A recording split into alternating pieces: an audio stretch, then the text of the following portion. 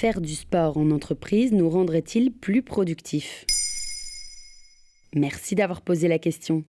Maintenant vous savez vous propose une semaine dédiée au sport. Tous les jours, on vous parle d'une actu ou d'une tendance liant société et activité physique. En entreprise, le burn-out concerne de plus en plus de personnes. Selon le 9e baromètre du cabinet Empreinte Humaine, qui mesure l'état psychologique des salariés, en France, en 2022, 34% des travailleurs seraient en burn-out. Ces chiffres alarmants mettent au centre de tout la notion de bien-être au travail, de comment y parvenir et ainsi éviter la détresse psychologique et la baisse de productivité. Eh bien, peut-être que la réponse réside dans l'activité physique. D'où vient la tendance du sport en entreprise ? Cela fait plus de 10 ans que la tendance du sport au travail est installée, mais elle peine à se démocratiser hors des startups.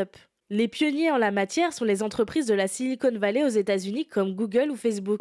Leur technique de management implique l'installation dans leurs locaux d'infrastructures sportives qui permettent aux salariés de se détendre et de renforcer leur esprit d'équipe. Mais en France, d'après une étude Harris Interactive, seulement 7% des salariés pratiquent une activité sportive sur leur lieu de travail.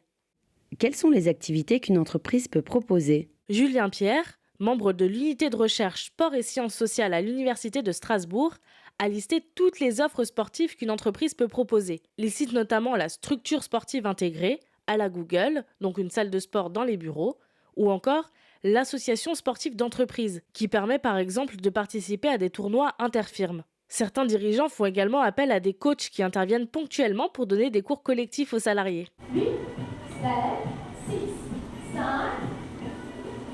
Et ça marche! Un salarié pratiquant au moins 30 minutes d'activité physique par jour gagne 12% en productivité par rapport à ses collègues sédentaires.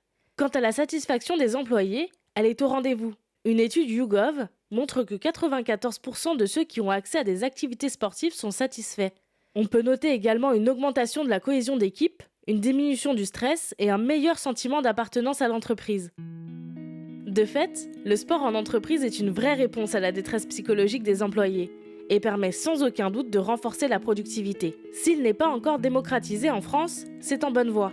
Mais attention, le sport ne doit pas devenir un nouveau moyen d'instrumentalisation, comme le fait savoir le sociologue Lilian Péchaud à l'Express. Tout dépend de la manière dont les entreprises agissent.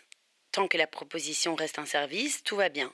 Le risque, c'est que l'activité physique soit instrumentalisée, qu'elle devienne un moyen de se faire bien voir pour certains employés, ou encore que le sport soit quasiment imposé. En respectant les vœux des employés et en gardant l'activité physique sur le lieu de travail comme une option, dirigeants et salariés devraient s'entendre sur ses bénéfices.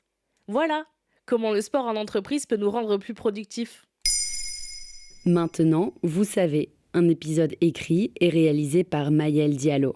Ce podcast est disponible sur toutes les plateformes audio et si cet épisode vous a plu, n'hésitez pas à laisser des commentaires ou des étoiles sur vos applis de podcast préférés.